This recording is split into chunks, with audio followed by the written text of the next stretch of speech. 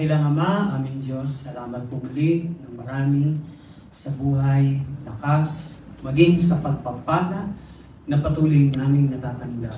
Tunay nga po, Panginoon, na napakabuti niyo sa kabila po ng aming mga pagkukulang, mga pagkakasala. Panginoon, hindi po nauubos ang inyong habag at biyaya. Kaya naman, makakaasa kami sa aming paglapit sa inyo ng may pagpakumbaba. Panginoon, kami po muli ay nilinisin, gasa, nagpatawarin sa lahat ng aming kasalanan. At pagpalain niyo po muli ang mga salita po ninyo na amin po mapapakinggan. Dalangin po namin na muli itong mangusap, magministeryo sa aming mga puso, upang kami po, Panginoon, ay lalo pang mapalapit sa inyo, Panginoon. At kung ano man po ang nakikita ninyo, kakulangan, pangangailangan sa aming buhay, pisikal, material, and spiritual, nananalig po kami ng salita po ninyo, Panginoon, ang pumupuno sa lahat ng aming pagkukulang. Kaya naman, sa inyong mga kamay namin ito pinagkakatiwala at aming pong inaangkin ng may pananampalataya na kayo po ang Diyos na gumagawa ng mabuti para sa amin. Kaya ang lahat po ng ito ay aming samantalangin sa pangalan ni Jesus, sa ngalan ng Ama, ng Anak, at ng Espiritu Santo. Amen and amen. Purihin natin ang Panginoon. Palakpakan natin siya. Bago tayo magsiupo at atin munang basahin itong mabuting balita ng Panginoon. Dito po sa muli doon sa atin pong sinisiris po na Hebrews chapter 11. Sa Hebrews chapter 11, ganito po ang ating mababasa sa mula po, mag-umpisa po sa verse 8 hanggang sa verse 10. Ulitin ko, tama po ba? Okay. Hebrews chapter 11, mula po sa may verse 8 hanggang sa verse 10. Ganito ang sinasabi. It was by faith that Abraham obeyed when God called him to leave home and go to another land that God would give him and his inheritance. He went without knowing where he was going, and even when he reached the land God promised him, he lived there by faith, for he was like a foreigner living in tents. And so did Isaac and Jacob, who inherited the same promise. Abraham was confidently looking forward to a city with eternal foundations, a city designed and built by God. Purihin natin ang Panginoon. Pwede tayong pangpo. Praise the Lord.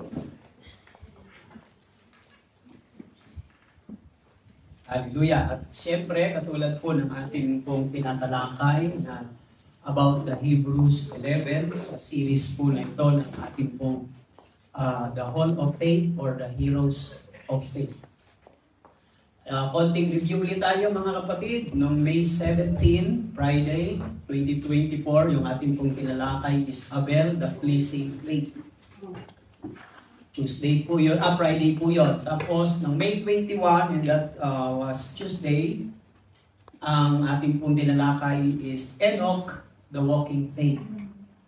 Tapos, noong May 24, yun po ay Friday, another Friday is May 24, ang ating tinalakay ay Noah, the Working Faith. At ang ngayon, May 28, so ngayon, pang-apat na po tayo, ang ating pag-aaralan is Abraham, an Obedient Faith. So yan po ang ating pag-aaralan. Amen? Palakpakan natin muli ang Panginoon. Hallelujah. At ngayon po ay umpisahan natin ito sapagkat baka kapusin ng ating oras. I don't know kung matatapos ko ito o hindi sapagkat alam naman natin na napakahaba ng biblical account ni Abraham. Although marami tayong pwedeng makita, makuna ng aral, ng mga encouragement sa buhay niya, and hope and pray kung magkasya po. Only God's will na lang po mga kapatid. Sino nga ba itong si Abraham, mga kapatid? Okay, titingnan natin si Abraham po ay siya ay pang-10 henerasyon mula kay Noah. Binilang niyo mula kay Noah sa kanyang mga anak, inapo, hanggang ika-10 pong henerasyon si Abraham kay Noah. So, sa Genesis chapter 11 verse 31, one day, Terah took his son Abram. Si Terah po ang ama o tatay ni Abraham. One day, Terah took his son Abram, his daughter-in-law Sarai, his son Abraham's wife, and his grandson Lot. So, pamangkin ni Abraham si Lot. His son Haran's child, and moved away from Ur. Pansin po ninyo, and moved away from Ur of the Chaldeans. He was headed for the land of Canaan. Magmula daw po doon sa lugar ng Ur ng Chaldeans, siya po ay nagtungo sa land of Canaan. But they stopped at Haran and settled there. Huminto muna sila doon sa lugar ng Haran at nanirahan. Nung time na yon, mga kapatid, Abraham lived in a place called Ur. Yung Ur po na yan is the city of Babylon o Babylonia na sa ngayon, in today's modern country is Iraq. Tingnan niyo kung saan galing si Abraham? Iraqis pala siya. Hindi po. Siya po ay doon sa lugar ng Ur na tinatawag ngayon na Iraq. And he was headed to the land of Canaan. Papunta siya ng Canaan. Ang ama ni Abraham na si Terah is na siyang nagdala sa kanya doon sa city ng Haran, doon sa Ur. At pagkatapos na yung city ng Haran naman, yun ay sa ngayon ay bansa ng Turkey. Yun po ang pinapakita doon. Now, while Abraham was there, habang nandoon daw si Abraham, sa lugar na yon ng Ur, ng Chaldeans ng Babylon o sa Iraq na modern country, sa ngayon, siya po ay napaka-komportable na at secure kasama ang kanyang family and friends. And then, God came and said, doon dumating sa kanya yung salita ng Diyos. Doon sa kanyang kinalalagyan na kung saan ay komportable siya, relax siya, secure siya sa kanyang family, mga kaibigan, at doon dumating ang salita ng Diyos. Ito yung salita ng Diyos sa kanya sa Genesis 12 nang siya nandoon sa lugar ng Ur. Sabing ganon, so, verse 4 and 5. So, Abraham departed as the Lord has instructed. The Lord instructed, and Lot went with him. Nang sinabihan daw siya ng Panginoon na umalis ka diyan sa lugar mo at pumunta ka sa lugar na sasabihin ko sa iyo, at sumama naman sa kanya si Lot ang kanyang pamangkin. And Abraham was 75 years old when he left Haran. Ang edad niya po ay 75 years old nang umalis siya sa kanyang bayan. He took his wife, Sarai, his nephew Lot, and all his wealth, his livestock, lahat ng kanyang mga kasamahan, mga katulong, dinala niya at pumunta siya sa lugar na sinasabi ng Panginoon. Ang pangalang Abraham kahulugan ng pangalang Abraham, una ay Exalted Father. Exalted Father. Yan po ang ibig sabihin ng Abram. O Abram muna bago siya binago ng Diyos na maging Abraham. Pangalawa ay ang kahulugan ng pangalan niya ay Father of Multitude. Ama ng maraming bansa. Kasi doon nagsimula yung covenant ng Diyos sa kanya sa pagkatawag sa kanya ng Diyos. Sabi sa kanya ng Diyos, gagawin kitang ama ng maraming bansa. That's the meaning of his name. Abraham means Father of Multitude. Yun po ang ibig sabihin nun. Tinawag ng Diyos si Abraham at the age of 75 years old. Sa panahon natin ngayon, pag tinawag ka ng edad ng 75, parang konti na lang gagawin mo para makapag-serve sa Lord. Ano? Mas maganda-ganda yung tinawag ka at the age of 20, 25. Kung mas bata-bata pa doon, okay pa rin naman po. But Abraham, it was not too late for him because God is always on time. He never too late and He never hurry. Pag tumawag ang Diyos, talagang sakto naman po yun. Either bata ka pa o either may edad ka na, God has a purpose kung bakit meron tinatawag na mas bata at meron tinatawag na mas matanda na mga kapatid. So, ganyan po ang nangyari. Abraham, during that time, before God called him to go with God, Abraham was a rich man. Mayaman po siya. Ang dami niya pong mga ari-arian, ang dami niya pong mga alagang hayop, at marami rin po siyang mga katulong na mga nagtatrabaho sa kanya. Yun po ang ibig sabihin nun mga kapatid. Yun po ang kanyang estado sa buhay. Then because of faith, mga kapatid, dahil sa kanyang pananampalataya sa Diyos, siya po ay sumunod mga kapatid. Now, dito natin balangkasiin ang pananampalataya ni Abraham. Abraham is an obedient faith. Now, magbibigay ako ng 3 katangian about his obedience that really spoke to his faith. 3 aspeto, katangian o karakteristik ng kanyang pananampalataya na tunay nga na nagpapakita, nagsasabi ng kanyang pananampalataya. Una po ang makipansin natin dyan is, by faith, Abraham obeyed the call of God immediately. Tignan niyo hindi po lahat ng tinatawag ng Diyos may response. Pero kung gagamitin talaga ng Diyos ang kanyang power and authority pag tinawag ka niya, makaka-response ka talaga. Pero kasi ang Diyos pag tumawag, hindi naman nangangahulugan pag tinawag ka ng Diyos, hindi nangangahulugan, wala ka ng rights na tumanggi, i-delay o i-neglect o i-reject. Meron pa rin kasi we have a choice and we have the right. Hindi naman kung makapangyarihan ng Diyos, wala ka nang magagawa at susunod sa Kanya whether you like it or not. Hindi naman tayo kasi nilikha ng Diyos na robot, yung remote control. Yung TV, yung mga electronics natin na remote control yan. Kaya pag ginamit mo yung remote control, wala na siyang magagawa, susunod na siya. Hindi ganun ang pagka-create sa atin ng Diyos. Binigyan niya tayo ng free will, kalayaang pumili at magpasya. Abraham, when God called Abraham, sabi diyan, he obeyed the call of God immediately, agad. Tingnan niyo po itong Genesis 12, verse 1 to 4. Medyo lumiit yung tinipe ko kasi pinagkasya ko na. The Lord had said to Abraham, leave your native country, your relatives, and your father's family, and go to the land that I will show you. Ano daw ang pinapaiwan sa kanya? Ano daw ang dapat niyang iwanan? Your country, your relatives, your father's family, and go to the land I will show you. Hindi sinabi ng Diyos kung saang lugar siya pinapupunta. I will make you into a great nation. Gagawin kitang isang malaking bansa. I will bless you and make you famous.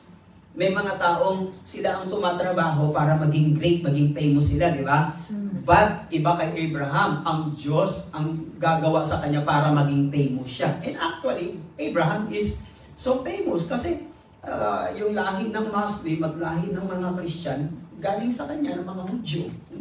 Now, I will bless those who bless you and curse those who treat you with contempt. All the families on the earth will be blessed through you. So Abraham departed as the Lord has instructed. Yung sinabi sa verse 1 at verse 4, so Abraham departed as the Lord had instructed, and Lot went with him. Abraham was 75 years old when he left Haran. Saan nag-start ang calling niya? At the age of 75 years old, mga kapatid. The Lord never named that country na sinabi sa kanya, iwan mo ang iyong bansa, ang iyong pamilya, mga kaibigan. Marami siyang iniwan doon. Abraham obeyed and trusted in God and stepped out by faith and left his country. Napansin po niyo? Napakagara nitong si Abraham. Tinawag siya ng Diyos, sinabihan siya iwan, walang pagdududa o walang argumento. Sumunod siya, nagtiwala siya, humakbang siya ng may pananampalataya at iniwan niya ang kanyang bansa. He left his country. Na mga kapatid, ganito rin po ang typical ng buhay natin sa spiritual. Pag tinatawag tayo ng Diyos, meron tayong iniiwan. Hindi sa nag-iiwan ka ng iyong family ties o family ng iyong pamilya, meron ka rin iniiwan. Halimbawa, pag tinatawag ka ng Diyos, nanalig ka sa Kanya, syempre, iiwan mo yung old life mo. Iwan mo yung dati mong gawi, dati mong bisyo, dati mong ugali, dati mong pagkatao, bibitawan mo yun, susunod ka sa Panginoon. Yun po ang ibig sabihin. Hindi ka man nag-iwan ng bansa, hindi ka man nag-iwan ng anak at pamilya at tahanan, pero nakilala mong Panginoon, nanalig ka sa Kanya, iniwan mo naman yung dati mong gawi o dati mong buhay. Amen, mga kapatid. Now, sabi ng isang author na si A.W. Tozer, sabi niya, the Bible recognizes no faith that does not lead to obedience. Walang kinikilalang pananampalataya na hindi dinadala, hindi ka dadalhin sa pagsunod. You listen. That's faith. Ang tunay na pananampalataya, dadalhin ka sa pagsunod. Hindi, yun ang ibig niyang sabihin. Nor does it recognize, hindi rin nakikilala na ang anumang pagsunod that does not spring from faith. Hindi rin kinikilala yung pagsunod na hindi bumubukal sa pananampalataya. Hindi pwedeng susunod ka nang hindi galing sa iyong pananampalataya. Lahat yun, ang naguudyok nun lagi, yung faith. No? Pag ikaw po ay may pananampalataya, hindi maaaring hindi ka susunod. That's the point.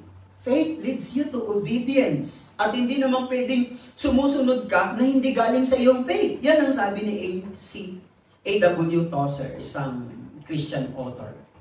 Abraham went and acted immediately upon God's call to live. Nakakahanga ito. Minsan, yung ganitong pangyayari sa buhay ni Abraham is different from ours, mga kapatid.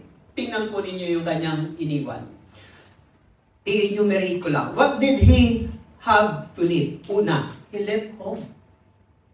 Tahanan, iniwan niyo. Just like you. Iniwan niyo rin ang tahanan niyo sa Pinas. Di ba? Kaya nga lang, for work. Pero dahil nakilala niyo ang Panginoon, kasama na rin yun. Dahil nasa Panginoon, nananalig kayo, naiwan din ang pamilya. Not only he left home, he left his family and friends. Tayo pa naman, ang hirap mabuhay pag walang kaibigan. Amen? Kahit ang mga kaibigan mo pasaway sa'yo, ang hirap pa rin mabuhay nung walang kaibigan. Not only that, his comfort. Kasi pag tayo ay komportable na sa isang lugar, panatag na tayo, secure na tayo, wala na tayong pinag-aalala, mga kapatid, is wala nang challenge, wala nang room for improvement, wala nang exciting. Bakit? Kasi nakampante ka na doon sa iyong kalagayan. Kaya maraming tao ang hindi nararanasan ang paglago ng kanilang pananampalataya kasi gusto lang nila doon sa kanilang comfort, yung kanilang comfort zone. Not only that, not only his comfort, his good pasture. Kasi si Abraham, mayaman siya, dami niyang mga katulong, utusan na nag-aalaga ng mga tupa, baka, toro, ganyan. Kaya siya yumaman siguro dahil yung kanyang pinapastulan ay magandang damuhan. So, good pasture. Hindi lang yon, meron pa rin siguro siyang mga business, meron siyang mga vineyards, mga ubasan, and yet all of this, iniwan niya And he go to the country, to unknown land. Pumunta siya sa lugar na hindi sinasabi ng Diyos kung saan. Basta sabi ng Diyos, iwan mo.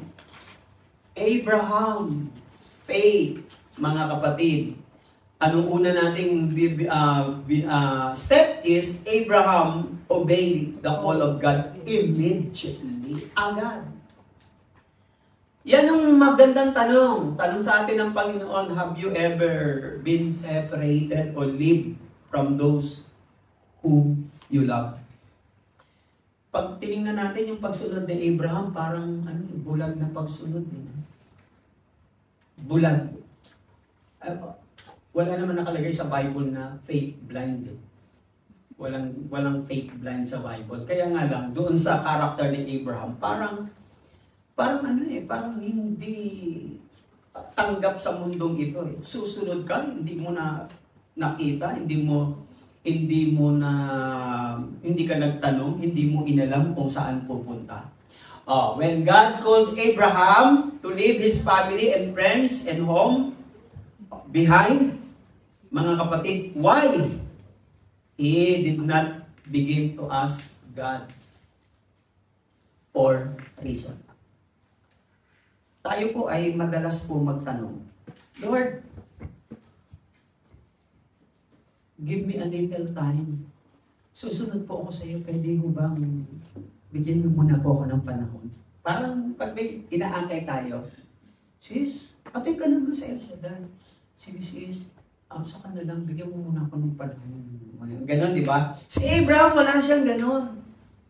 Hindi niya rin sinabi na, Lord, I will go next month, or next year, or next week po, Panginoon.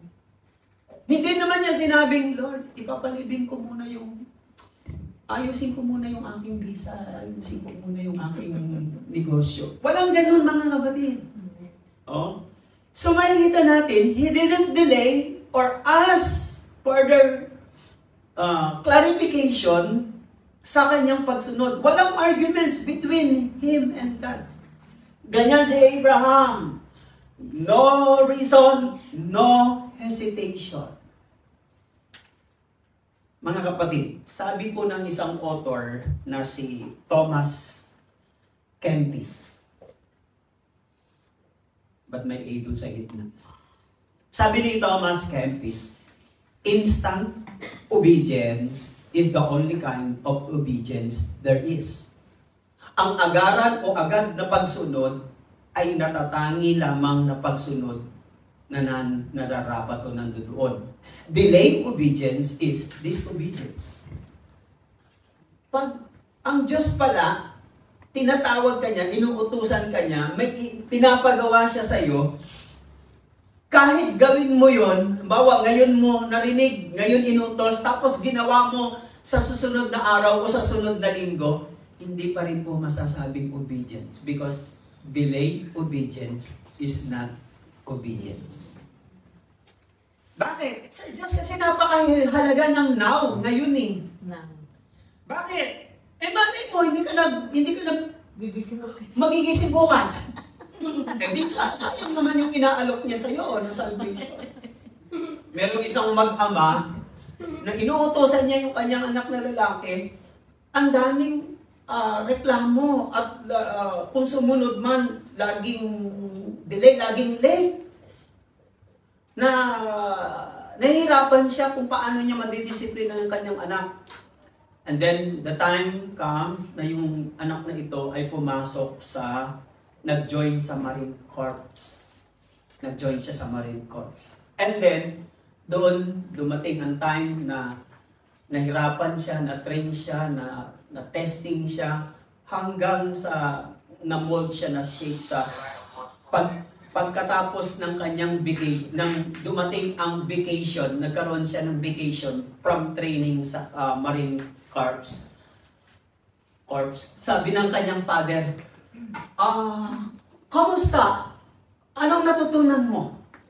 Sabi ng anak, natutunan ko po kung gaano kahalaga ang ngayon. Yun ang natutunan niya. Natutunan niya kung gaano daw kahalaga ang ngayon. Yes. Who knows? Yes. Kung sa atin, sa buhay natin, kung mahalaga lang sa atin ang araw-araw, yung parang, yung pwede ko namang gawin na ngayon, bakit ko pa gagawin sa susunod na linggo? Eh kung gagawin ko pa sa susunod na linggo, baka hindi na kailangan. Eh ngayon kailangan. Kasi ang Diyos, meron siyang gustong mangyari sa bawat araw. Sa bawat araw na dumadaan sa buhay natin, ay merong dapat mangyari sa araw na yun. Amen.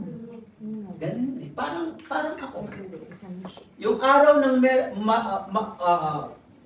Monday, actually hindi ko yan day off eh. Kasi yung araw ng Monday na yun, tutulog pa nga lang ako ng linggo eh. Nag-iisip na ako anong gagawin kong topic. Saan ako magsisimula? Anong gagawin kong step? Saan ako kukuha ng ganito, ganyan.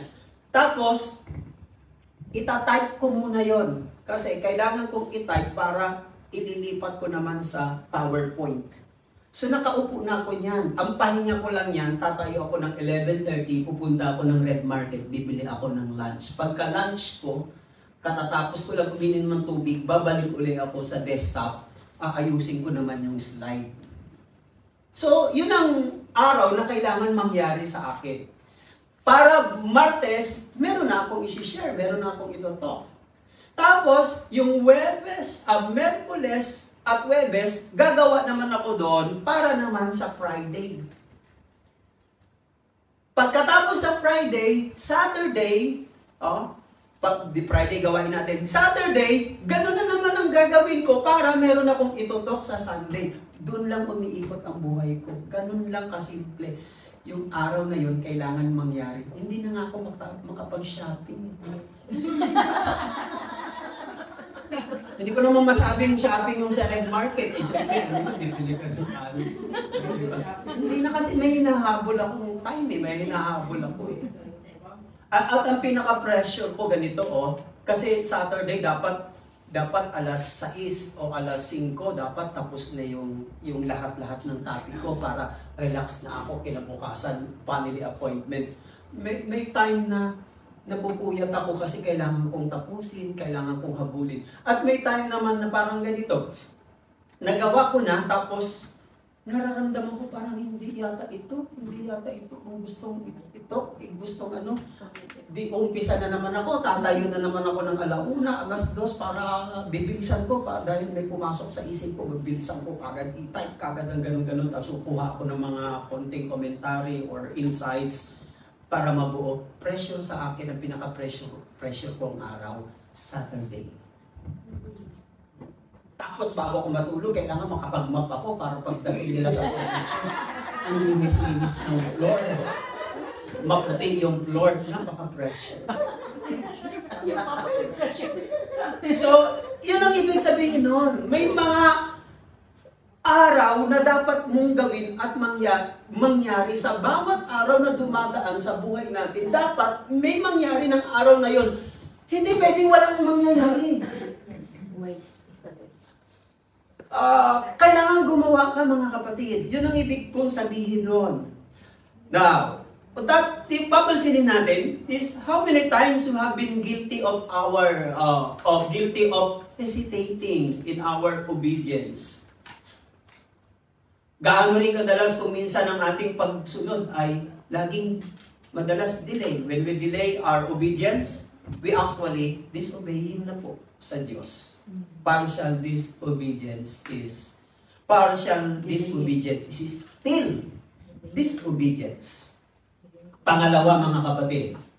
Pangalawa, 3 characteristic about his obedience that really spoke to his faith. Na nagpakita ng kanyang tunay na pananampalataya. Pangalawa, by faith, Abraham sacrificed the one he loved most in life.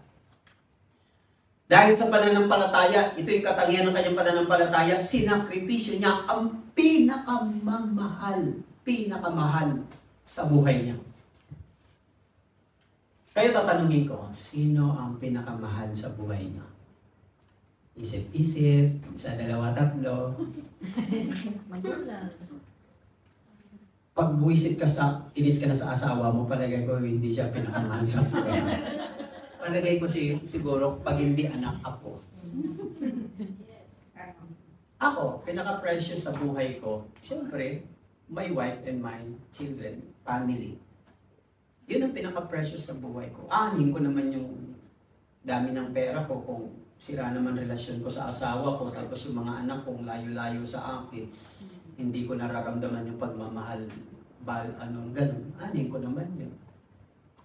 Ang pinagpapasalamat ko nga sa Panginoon kahit na kulang ako ng time, panahon, naglakihan sila, nagse-celebrate sa bahay ng mga birthdays, graduations, anniversary namin ng aking wife.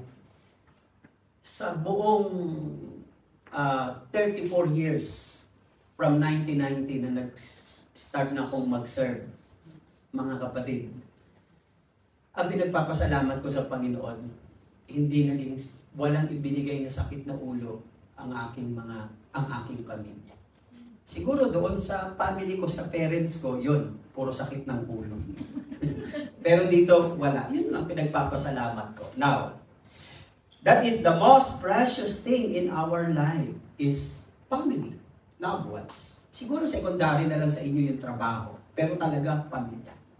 Now, anong ginawa ni Abraham? Genesis 22. Sometimes later, God tested Abraham's faith. Sinubok ng Diyos ang pananampalataya niya. May anak na siya rito, ha? Abraham, God called. Yes, he replied. Sumagot siya, here I am, nandito po ako. Oh, Yahweh, o Diyos, take your son. Dalhin mo ang iyong anak, your only son. Yes, Isaac, whom you love so much, and go to the land of Moriah. Go and sacrifice him as a burnt offering on one of the mountains which I will show you. Yung land of Moriah, yung bundok ng Moriah, sa panahon ngayon in our modern times is the city of Jerusalem. Yung kung saan nakatayo yung Dome of Rock ng Muslim, yung Dome of Rock doon sa city. Alam niyo ba yun? Pag nakikita niyo sa balita, yung Dome of Rock, yun yung land ng Moriah. Doon niya sinacrifice si Isaac. Now, anong ibig sabihin po niyan, mga kapatid? Tinetest siya ng Diyos yung kanyang pananampalataya. Ang sabi dyan ng verse 1, God tested Abraham's faith. Napakahirap ng testing na ito. Ang testing kasi, ialay mo sa akin ang iyong kaisa-isa at pinakamamahal na anak. Hindi ba siya nagtanong, Lord, alam niyo ba, nung nagkaanak kami ni Sarah, ako 100 years old at si Sarah ay 90 years old. Hindi na po kami makakatake to. Pwede ka namang humiling ng iba. Bakit pa yung anak ko? Pwede naman yung mga alaga, mga ari-arian ko. Bakit anak ko pa? Maaaring nag-iisip na siya, pero according to this Genesis chapter 2, hindi man lang siya nagreklamo o umimik o nagtanong, why Lord, bakit pa si Isaac? Di ba sabi niyo gagawin niyo ako father of all nation? Sabi niyo gagawin niyo ako ng ama ng maraming bansa? Pag siyang kinuha ninyo para ihandog, ialay ko, hindi na ako magiging father of multitude of all nation, hindi na ako magiging ama ng maraming bansa. Mga kapatid, napakahirap sa isang katulad ni Abraham. And yet, Abraham sacrificed the one he loved most in life. Mga kapatid, napakadali, napaka-easy to say na magtiwala sa Diyos, to trust God, and are walking by faith at lumakad na may pananampalataya. But would you willing to give up the most important thing in your life if God asks you to? May amen wala? Ako, hirap din ako dito. Hirap ako sa sa thoughts na ito. Magagawa mo bang ilaan, sundin ng kusang loob at ibigay ang pinakamahalagang bagay sa buhay mo na hinihingi ng Diyos? Pwede tayo makipag-bargain na lang kay Lord, Lord, yung asawa ko na lang kunin mo.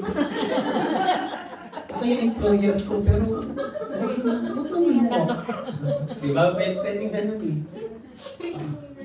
Pwede yung negosyo ko na lang, tapos magtatayo na lang ako ng panibago, parang gano'n. Ang pinaka-final demonstration and ultimate proof of our faith is willingness to sacrifice. Listen. Alam ko marami na kayong sinakripisyo sa inyong pananampalataya. Marami dito sa atin ang pati reputasyon, pamilya, nadamay, reputasyon mo bilang ikaw, yung dignidad mo, halos nahubaran ka na, halos nilugmok, kinawawa ka na, pero nakita po ninyo yung inyong pagtitiis, pagtsatsaga, at pagbabata ng lahat ng mga pagsubok na yan. And that is sacrificing yourself. Madali lang naman umatras, bumitaw at lumayo, di ba? Napakadali. Tanong, ba't di mo magawa? Bakit kaya ganun tayo, no? Kung sino yung nananakit sa atin, lapit tayo ng lapit. Kung sino yung nagpapahirap sa atin, dikit tayo ng dikit. Yung iba dyan, pag ginamit yung pride, bahala kayo, wala akong pakialam. Kaya ko mabuhay mag-isa kahit wala kayo. Pero bakit ganun? Kung saan ka doon, sinisiraan, sinasaktan, at pinagbibintangan, bakit siksik ka pa rin ng siksik? Mahiwaga ang pananampalataya, mga kapatid. Would you give up or would you sacrifice? That's the question. Tingnan niyo si Abraham. Hebrews 11, verse 17. It was by faith that Abraham offered Isaac a sacrifice when God was testing him. Abraham, who had received God's promise, was ready to sacrifice his only son, Isaac. Sinacrifice niya. Abraham obeyed God regardless of the cost. Regardless of the cost. There is no logic. Walang lohika. Wala ring rason. Wala rin no sense. This is absolute insanity. Ito ay kabaliwan. Kung titingnan natin, yung ganyang klaseng ginawa niya, siguro nang yung to travel to Mount of Moriah para i-sacrifice si Isaac. It took 3 days, sabi po ng Genesis 22. 3 araw mo lalakarin papunta sa bundok na yun para mag-offer, i-sacrifice ang kanyang anak. At alam niyo ba mga kapatid, yung hirap, pagod, ganyan, hindi siya man lang nagtanong sa Diyos. Napakabaliw, siguro yung kanyang mga katulong na nag-aalaga ng kanyang mga tupa, mga asno, etc. Sabi siguro nagbubulungan ng daladala niya na si Isaac, pati yung panggato, pati yung pangsindi, pati yung kanilang gagamitin. Baliw na talaga yung amo natin, yung employer natin, si Raulo na. Sinabihan lang na i-offer, hindi man lang nagtanong, hindi man lang reklamo o nag-isip. Mga kapatid, every one of us has found ourselves crying. We cry, we question, why me Lord? Why this happening to me? Ano ba ang gusto mong gawin ko? Bakit nangyayari ito sa buhay ko? Pero sa Abraham, no reasons, no logic, no sense, absolute insanity. Regardless of the cost, he obeyed. Mga kapatid, ganyan ang totoong obedience. Mahirap.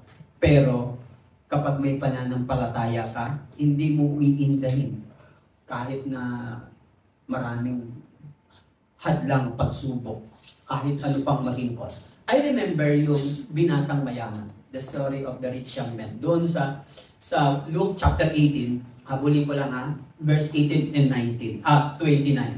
Ano nangyari dito? Sabi ng Panginoon, nagtanong siya, bro, sabi niya kay Jesus, anong dapat mong gawin para magkamit ako ng buhay na walang hanggan?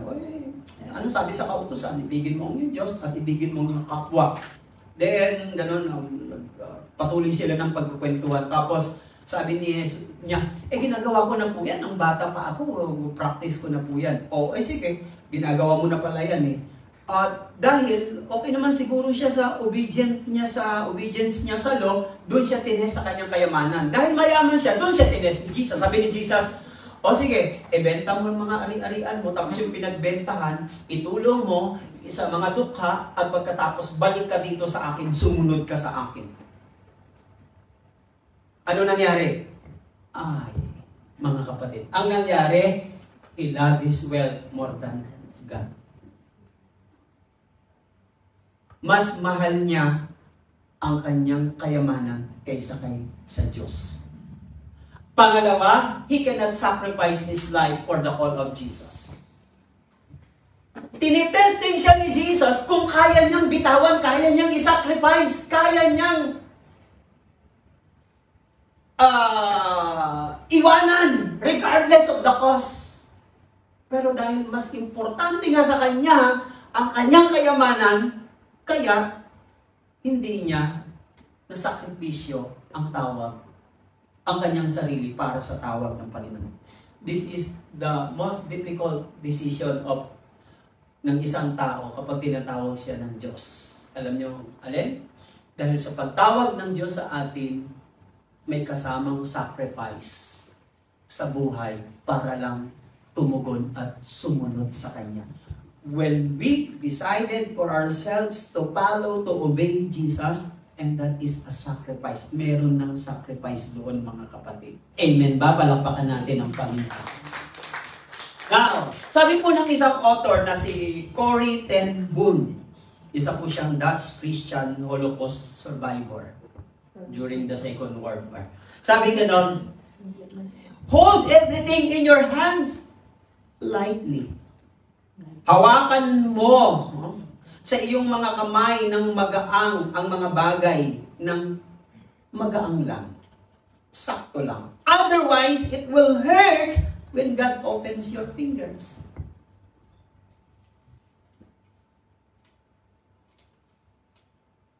Pag ang isang bagay ay hawak-hawak natin ng mahigpit, ayaw natin bitawan at pakawalan, pag ang Diyos ang nagbukas, masasaktan tayo.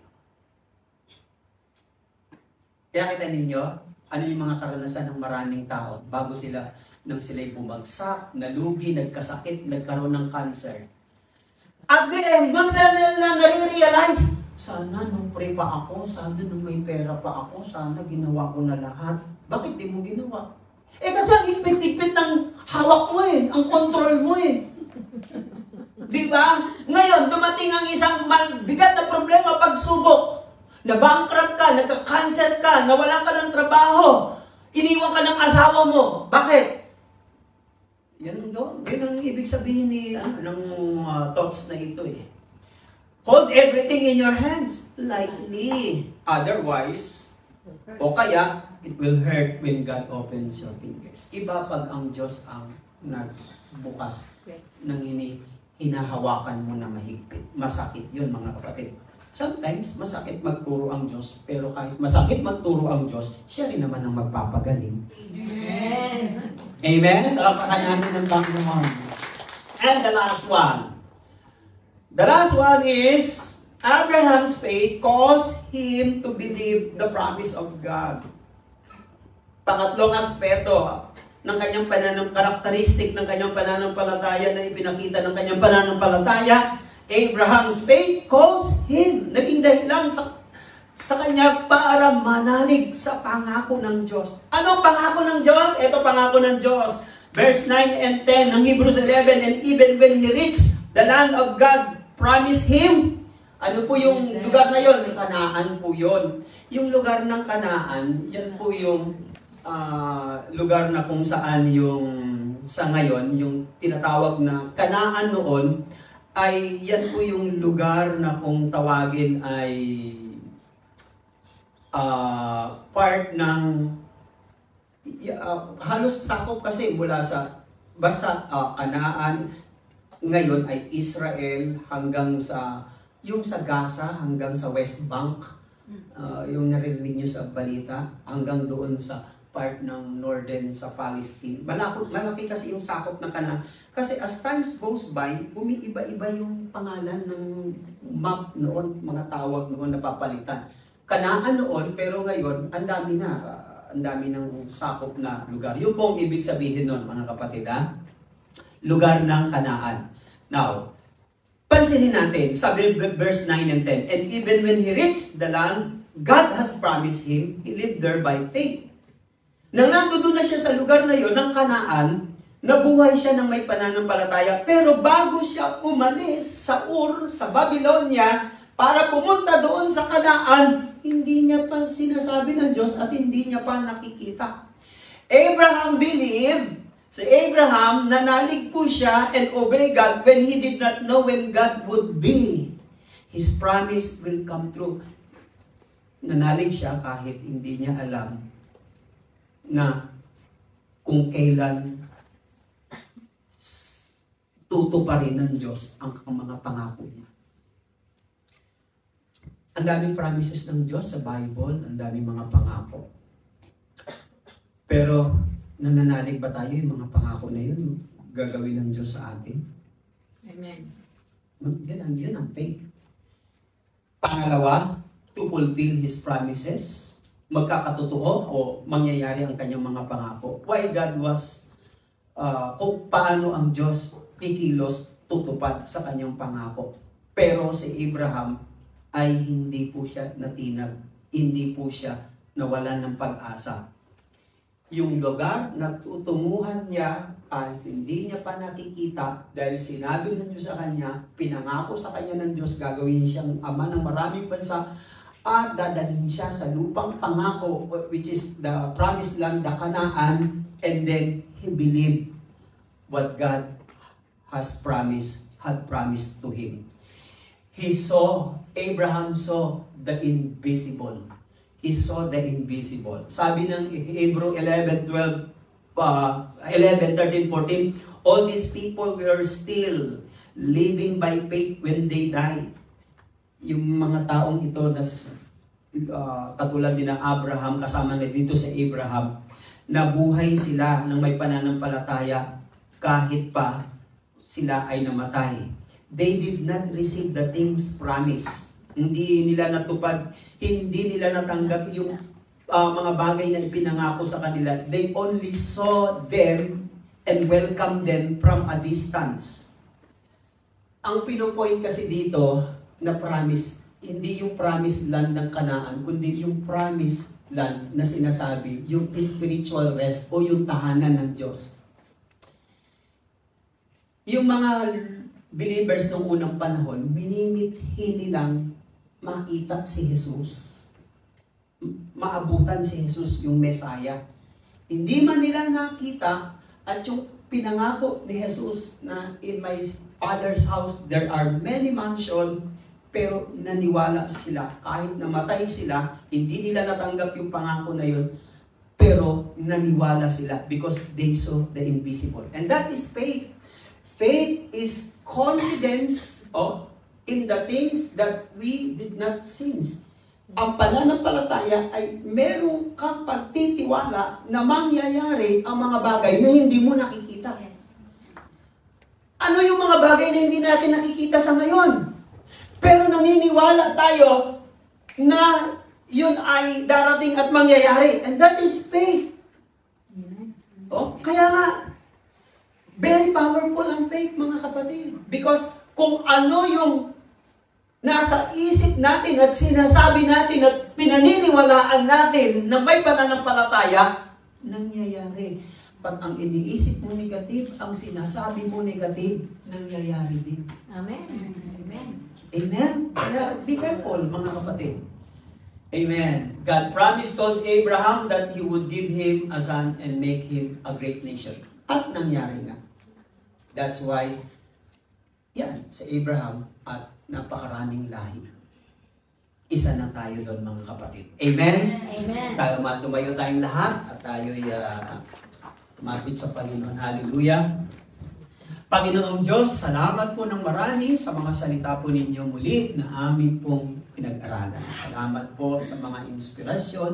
Salamat po sa mga encouragement. Salamat din po sa mga admonitions. Panginoon, salamat po sa inyong pagtuturo. Salamat po sa mga salita na inyong binabahagi sa bawat isa sa amin. Turuan niyo po kami at gabayan niyo po kami, Panginoon, katulad ng pananampalataya ni Abraham. Panginoon, kung ano po ang ipinangako niyo kay Abraham, sabi niyo po sa kanya, I will bless you, I will bless those who bless you, and I will curse those who will curse you. Pagpapalain ko ang mga magpapala sa iyo at susumpain ko ang mga magsusumpa sa iyo. Panginoon, salamat po. We are the product of the faith of Abraham, Panginoon. And we do believe, Lord God, right now, alam po namin na kayo po ang Diyos ni Abraham noon, ngayon, at magpakailan pa man. At pagpalain niyo po lahat po ng aming laging itinataas, idinudulog at inilalapit sa inyo.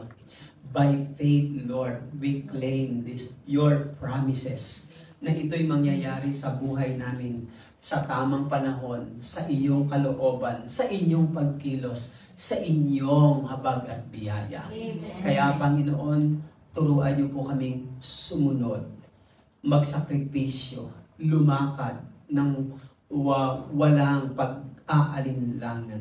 Dahil kayo ang nagbibigay ng gantimpala, biyaya, pagpapala sa lahat ng nananalig sa inyo. As you have said in your word of Hebrew 11 verse 6, that it is impossible to please God without faith. And those who come to you, Lord, must believe that you exist, you alive, Lord, and you rewards. Salamat, Panginoon. Hindi lang kami nananalig sa inyo, kundi nananalig kami because you gives, kayo po ang nagbibigay ng gantimpala. Amen. Salamat, inaangkin namin ang mga gantimpalang ito in Jesus' name. Pagpalain niyo lahat ng aming prayers, ang aming offering, ang aming trabaho, ang aming employer, ang aming buong pamilya, pati na po ang aming buhay. Pagpalain niyo po kami ng inyong gabay, ng inyong lakas, ng karunungan, nang sa ganoon magawa po namin ang tama at nakayulugod sa inyo. Ang lahat ng ito ay amin ang inaangkin sa ngalan ni Jesus, sa ngalan ng Ama, ng Anak at ng Espiritu Santo. Amen. Amen. And amen. See you on Friday. Friday.